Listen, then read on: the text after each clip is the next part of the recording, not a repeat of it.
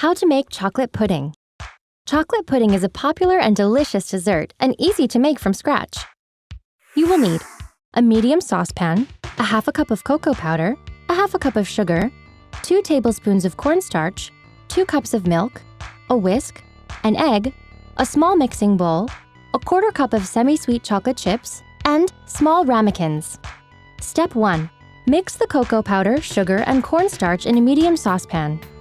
Step 2. Place the saucepan over medium heat and whisk in the milk. Bring the mixture to a boil and continue to stir until it thickens. Step 3. Add a teaspoon of your heated mixture to the bowl to temper the egg. Mix your egg and a small amount of heated mixture very quickly until everything is warm. Step 4. Add the tempered egg to the rest of the mixture. Step 5. Add the chocolate chips to the heated mixture, stirring until they melt. Step 6.